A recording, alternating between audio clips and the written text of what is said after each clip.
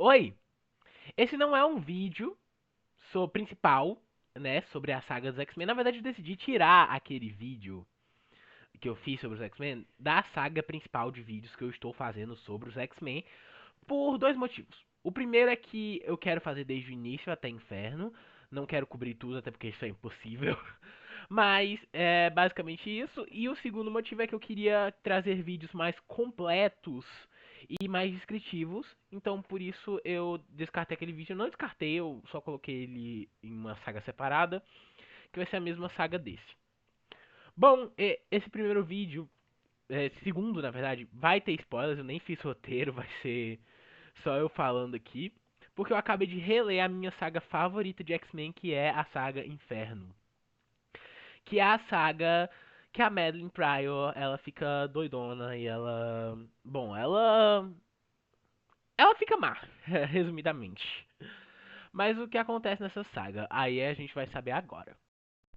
Pra começar, eu aviso que eu estou lendo Novos Mutantes agora, tá? Então eu não li a parte dos Novos Mutantes na saga, eu só li a parte dos X-Men e dos X-Factor. Então eu vou fazer um vídeo mais pra frente, né?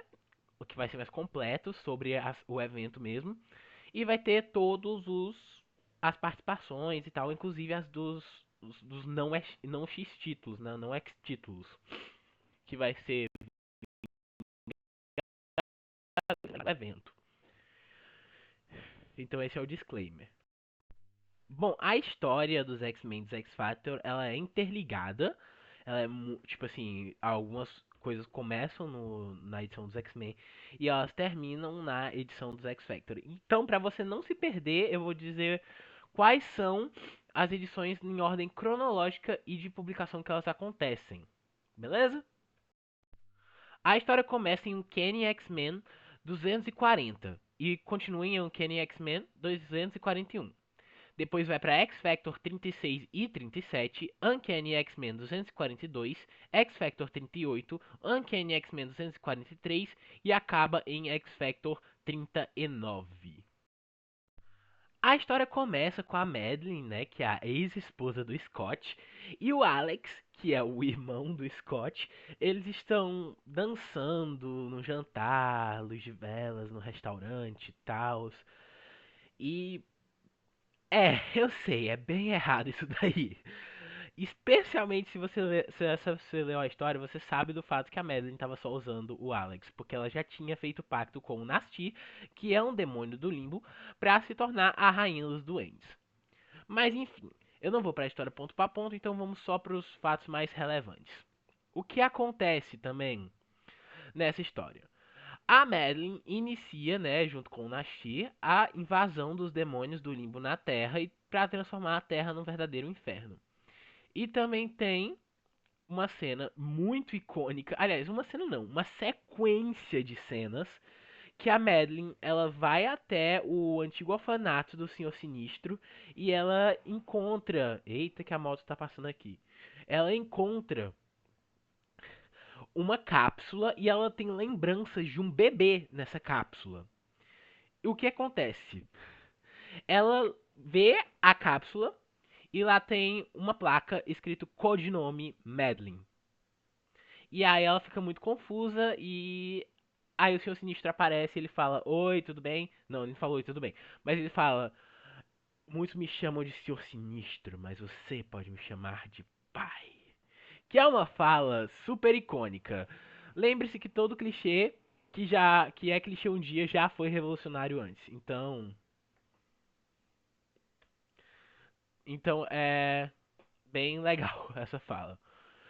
Mas enfim, aí ele prende a Madeline e explica pra ela que ela foi fabricada, né? Que um contexto pra quem não tá entendendo, né? Porque é difícil fazer vídeo sem roteiro, gente. Um contexto pra quem não tá entendendo. A Madeline tinha se casado com o Scott Summers, que era o Ciclope, que é o Ciclope, né, nessa época. E ela tinha tido um filho com ele, o Christopher, que depois ela muda o nome pra Nathan. Pois é. Aí a Madeline, ela foi abandonada pelo Ciclope quando ele descobriu que a Jean Grey estava viva. o que é uma baita sacanagem. E aí ela se juntou aos X-Men normais, sabe? Porque o X-Factor é uma equipe formada pelos 5 X-Men originais. E tem os X-Men principais, que era liderado pela Tempestade nessa época. E tinha o Wolverine, Vampira, Psylocke, etc. E aí ela se junta aos X-Men normais, mesmo que nessa época ela não tivesse revelado nenhum poder. E aí é nessa história que ela fica totalmente do mal. Fica totalmente do mal, malvada. Mas enfim. Aí o que que acontece?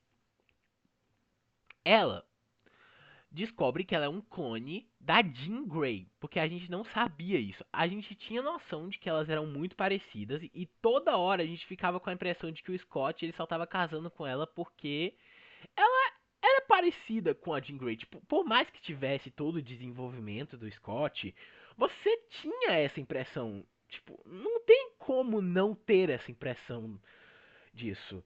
Mas enfim, aí ela descobre que ela é um clone da Jean Grey, porque a única memória que ela lembra, na verdade, é uma memória da Jean Grey.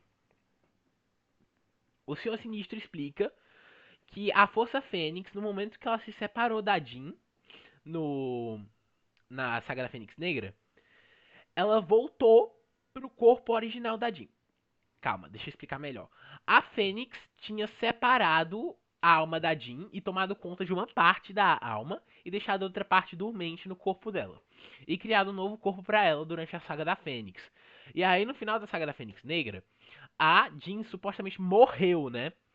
Só que quem morreu foi o corpo novo que a Fênix estava utilizando. E quando a Jean morreu, a Fênix ia retornar a parte da alma da Jean para ela. Só que a Jean rejeitou essa alma. Então ela foi no mais próximo que era da Jean, e no caso era o clone da Jean, que é a Madeline. E aí, tudo isso aconteceu por causa disso, né? Tudo isso aconteceu por causa que a Jean rejeitou a, a vida dela, digamos assim. E aí, enfim, ela fica muito brava, a Madeline, e ela ataca o seu sinistro, com a ajuda dos demônios dela, ela consegue fugir. Inclusive tem uma hora que ela basicamente destrona o Nastir, né? Que é o demônio que ela tinha feito pacto. E ela destrona ele e fica basicamente liderando o exército da invasão. E ele fica tipo, tá, dane-se, só faz o que você tem que fazer que eu sirvo você de bom grado. E eu acho isso bem interessante. Uma coisa que eu acho interessante também é que o Ciclope de início ele não quer. Aliás, de início não, durante toda a história ele não quer machucar a Madeline. Mas a Jean tá muito pistola. Ela tá muito brava. E você vê isso porque ela fica tipo, ah, o Scott tá querendo perdoar você. Eu não teria tanta misericórdia. Tipo, gente. Mas enfim. O que é justificável considerando que a Madeline está tentando sacrificar o bebê que ela teve com o Scott pros demônios. Isso é um pouco, você sabe, né? Meio ruim. E a Jean não tá gostando nada disso. Inclusive, eu quero aproveitar que a gente tocou nesse assunto pra falar sobre a mudança de tom. Eu não cheguei a ler os Novos Mutantes, mas eu cheguei a ler o Exterminators. E, gente, olha, X-Factor, X-Men e Exterminators, essas três edições, essas três revistas, têm uma diferença de tom gigantesca é, na história. Por quê? Porque no Exterminators a gente tem um tom muito mais infantil, muito mais engraçado, muito mais de boa, sabe? Pra criança ler e tal. É uma invasão de demônios, é uma invasão de demônios. Mas é muito mais de boa. E aí no X-Men a gente já tem uma coisa mais madura, mais Chris Claremont no meio pro final dos anos 80. E no X Factor é uma coisa madura também, mas também não tanto quanto os X-Men, mas não chega nem perto do nível de infantil do Exterminators. E eu gostaria de falar disso, por que eu toquei nesse assunto? Porque dá pra ver que o Chris Claremont e a Louise Simonson, que eram os roteiristas de X-Men e X-Factor na época, claramente tinham visões diferentes sobre a personagem da Madeline Pryor, a Rainha dos Duendes.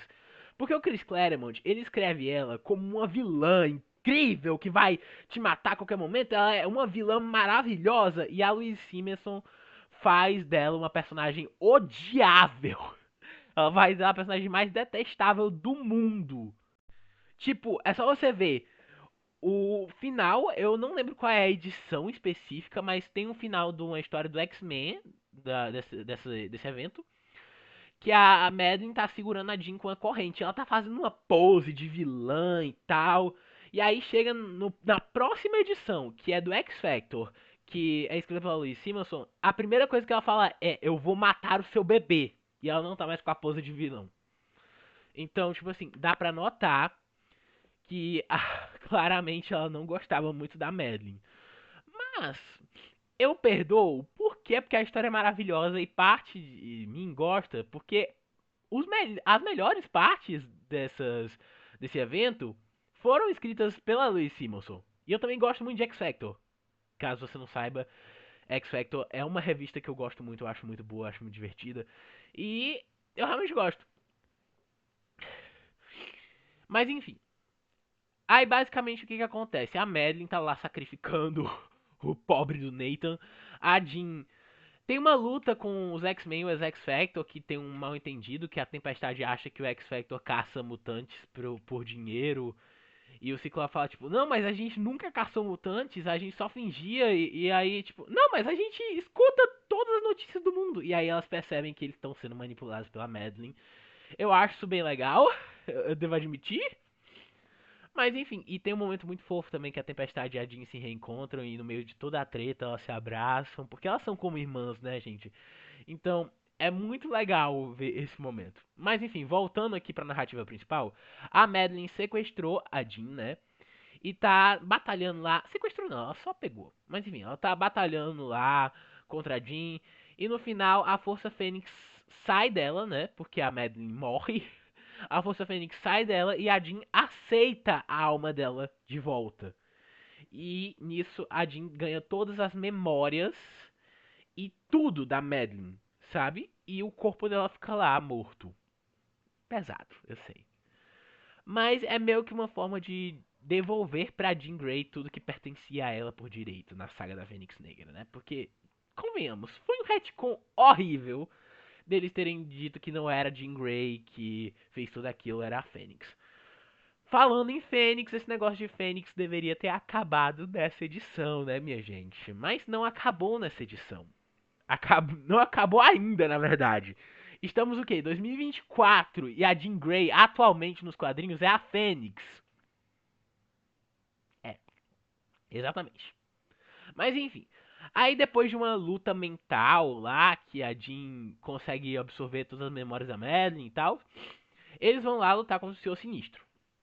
Porque a Jean descobriu onde é que o Senhor Sinistro se esconde.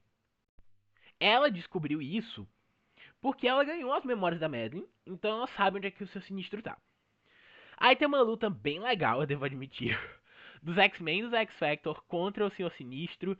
E tem uma coisa que eu acho muito creepy. Eu acho o Senhor Sinistro meio asqueroso, essa é a verdade. E eu acho ele ainda mais asqueroso porque tem um momento que ele beija a Jean desacordada. Mas enfim, isso serve de combustível pro Ciclope dar uma rajada nele, desintegrar o cara. Mas enfim. E no meio da luta também a gente descobre que o Sinistro ferrou com a vida do Scott desde que ele era criança, né? Mas, enfim, isso a gente não fala por isso muito tempo, porque eu vou falar no meu vídeo mais detalhado, mais especificando a história e tudo mais. Bom, eu acho que eu falei tudo que eu tinha pra falar. Eu espero que vocês tenham gostado. Um beijo e tchau, tchau.